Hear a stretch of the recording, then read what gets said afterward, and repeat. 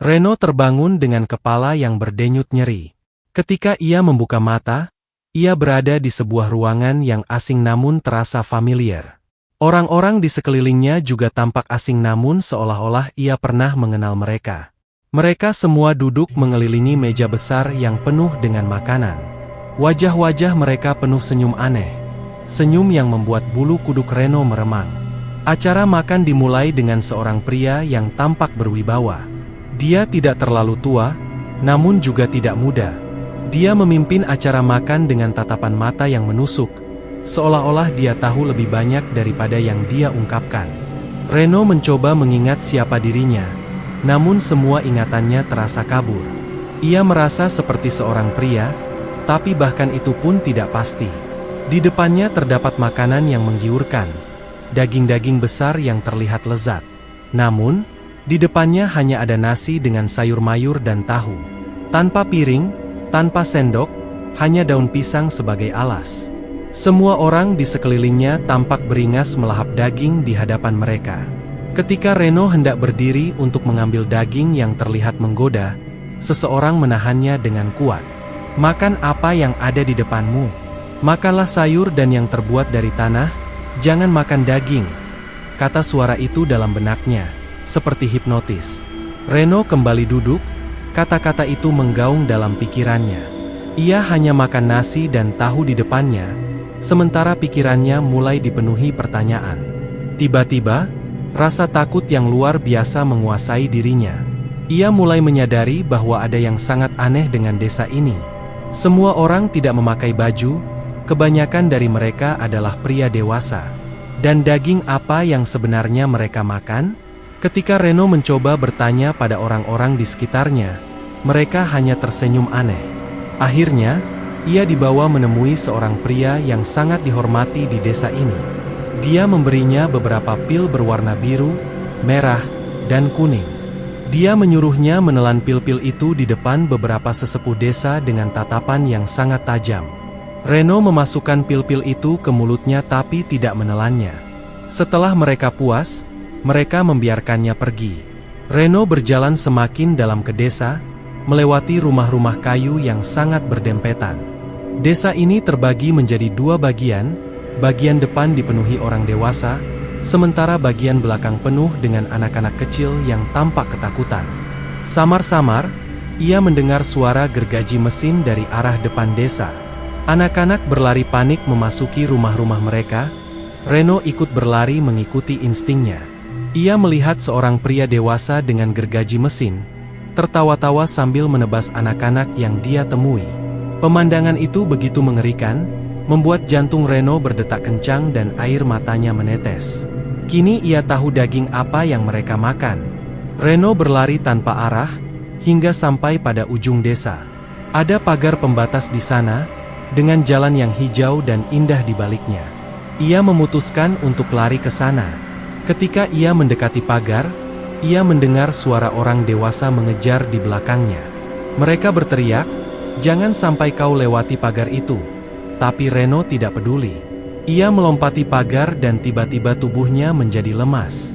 Ia jatuh terduduk, melihat ke belakang dan menyaksikan orang-orang desa yang berkumpul di ujung pagar. Mereka tidak berani melangkah keluar. Seorang pria nekat melompati pagar, tapi dia jatuh kesakitan dan mati seketika.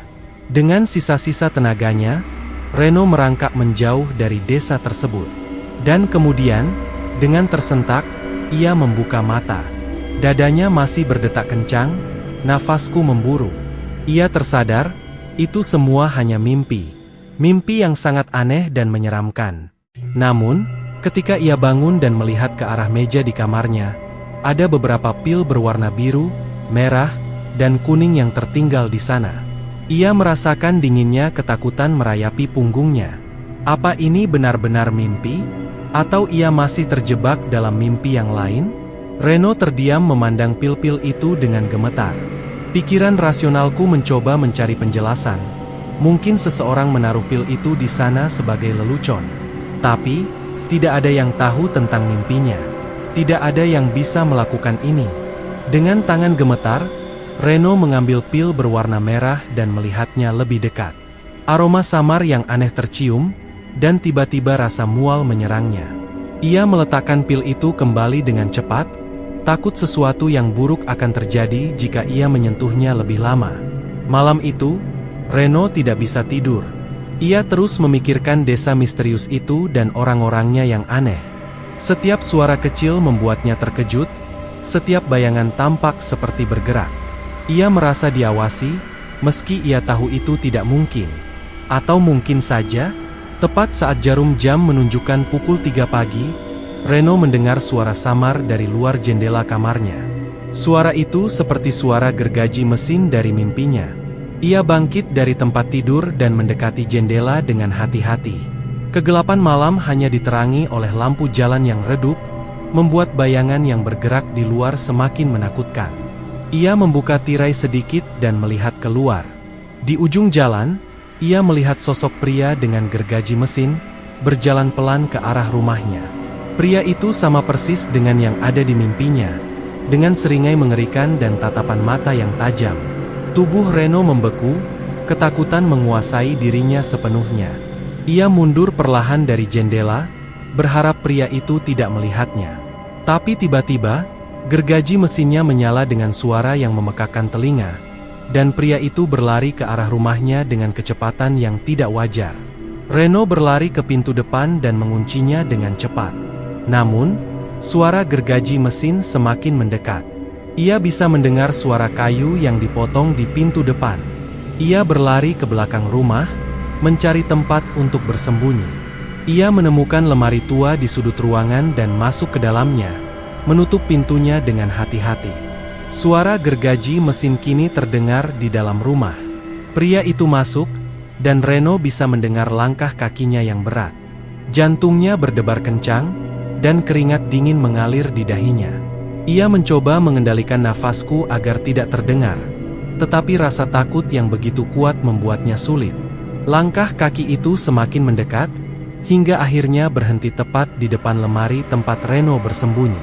Ia menahan napas, berharap pria itu tidak akan membuka pintu lemari. Tapi suara seringai yang familiar itu terdengar, dan pintu lemari terbuka perlahan. Pria itu berdiri di sana, dengan gergaji mesin menyala di tangannya. Tatapannya begitu tajam dan penuh kebencian. "Kau tidak bisa lari dariku," kata suara dalam benaknya dengan suara yang menggetarkan. Reno berteriak dan keluar dari lemari, berlari secepat mungkin menuju pintu belakang. Tapi sebelum ia bisa mencapai pintu, pria itu sudah menangkapnya. Dia mencengkeram bahunya dengan kuat dan menatapnya dengan mata penuh kegilaan. Gergaji mesin itu mendekat ke wajahnya, dan Reno bisa merasakan panasnya. Tepat saat gergaji mesin itu hampir menyentuh kulitnya, Reno terbangun dengan terengah-engah. Ia berada di kamar tidurku lagi, tetapi kali ini dengan keringat yang mengalir deras. Semuanya terasa begitu nyata, begitu menakutkan. Ia mengatur napas dan mencoba menenangkan diri. Tapi ketika ia melihat ke arah meja di kamarnya, pil-pil itu masih ada di sana, sama persis seperti sebelumnya. Reno merasakan ketakutan yang mencekam. Apa yang sebenarnya terjadi? Apakah ini hanya mimpi, atau ada sesuatu yang lebih menyeramkan yang sedang terjadi? Reno memutuskan untuk tidak tidur lagi malam itu.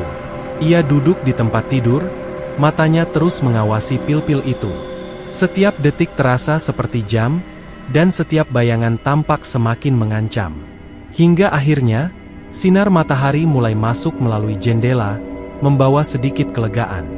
Tapi Reno tahu, ini belum berakhir.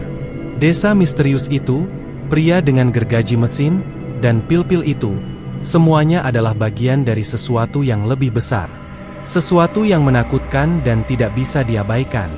Ia harus mencari tahu apa yang sebenarnya terjadi, sebelum mimpi buruk ini menjadi kenyataan. Hari berikutnya, Reno memutuskan untuk mencari bantuan. Ia pergi ke perpustakaan kota, mencari buku-buku tentang mimpi dan kutukan. Di sana, ia menemukan sebuah buku tua dengan judul yang menarik, Kutukan Desa Cindebah. Buku itu menceritakan tentang desa yang terkutuk, di mana para penduduknya terjebak dalam mimpi yang mengerikan dan tidak bisa keluar. Reno membaca buku itu dengan seksama, Setiap halaman membawa lebih banyak penjelasan tentang mimpinya. Ia menemukan bahwa desa itu benar-benar ada, dan kutukan itu berasal dari ritual kuno yang dilakukan oleh sesepuh desa untuk menjaga kekuasaan mereka. Ritual itu melibatkan pemberian pil-pil tertentu kepada orang-orang yang mereka anggap ancaman, memaksa mereka terjebak dalam mimpi buruk selamanya. Reno merasa darahnya membeku. Ia sadar bahwa dirinya adalah salah satu dari mereka yang menjadi korban. Ia harus menghancurkan kutukan ini, atau ia akan terjebak dalam mimpi buruk selamanya.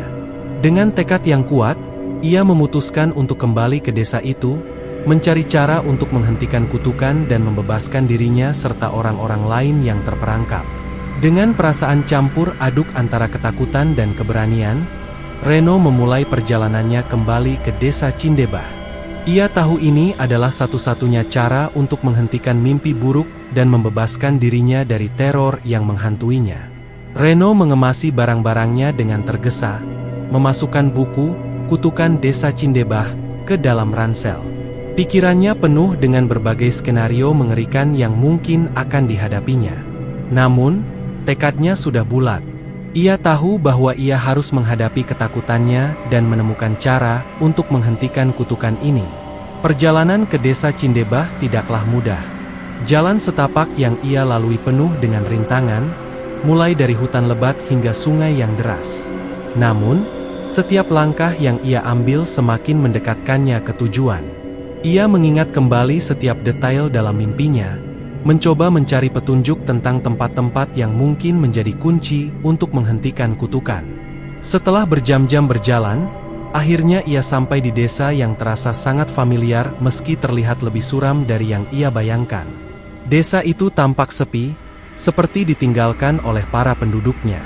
Rumah-rumah kayu berdiri kokoh namun terkesan usang dan tidak terawat.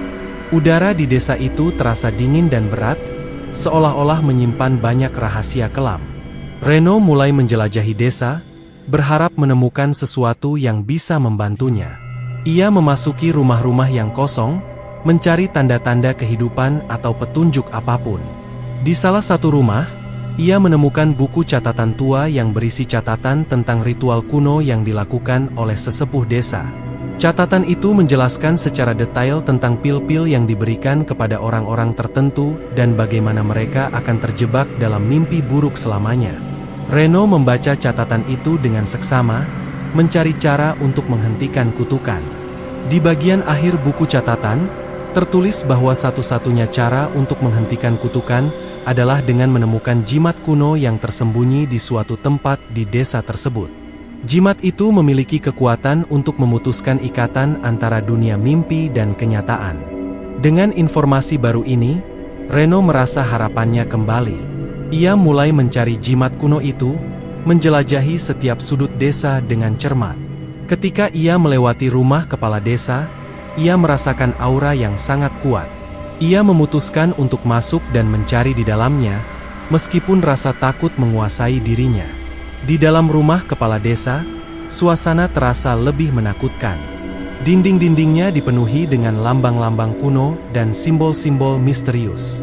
Reno menjelajahi setiap ruangan dengan hati-hati, hingga akhirnya ia menemukan sebuah pintu tersembunyi di balik rak buku besar. Pintu itu mengarah ke ruang bawah tanah yang gelap dan berdebu. Dengan hati-hati, Reno turun ke ruang bawah tanah itu.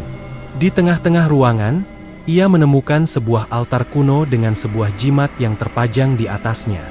Jimat itu bersinar redup, seolah-olah memiliki kekuatan magis.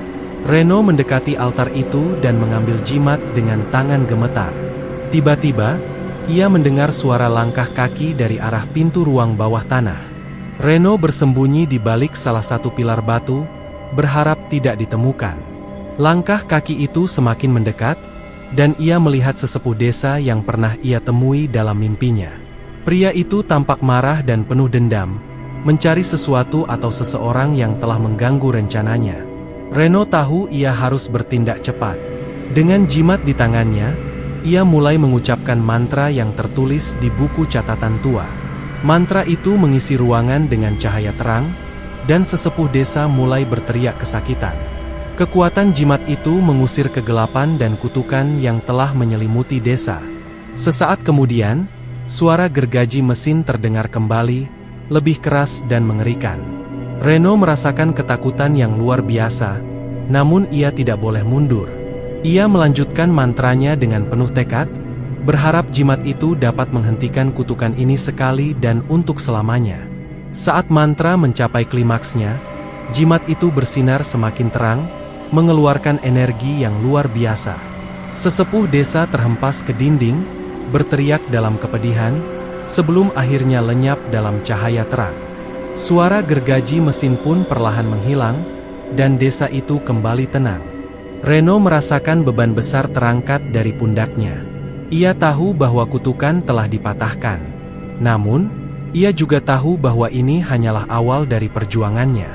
Desa Cindebah kini bebas, namun bayangan mimpi buruk itu akan selalu menghantui ingatannya. Dengan langkah mantap, Reno meninggalkan ruang bawah tanah dan keluar dari rumah kepala desa. Ia melihat matahari terbit di ufuk timur, membawa harapan baru. Meskipun perjalanan ini penuh dengan ketakutan dan penderitaan, Reno tahu bahwa ia telah melakukan sesuatu yang luar biasa. Ia telah membebaskan diri dan orang-orang lain dari kutukan yang mengerikan. Reno berjalan keluar dari desa, meninggalkan masa lalu kelam itu di belakangnya. Ia kembali ke kehidupannya dengan kesadaran baru, bahwa apapun yang terjadi, ia akan selalu menghadapi ketakutannya dan tidak akan pernah menyerah.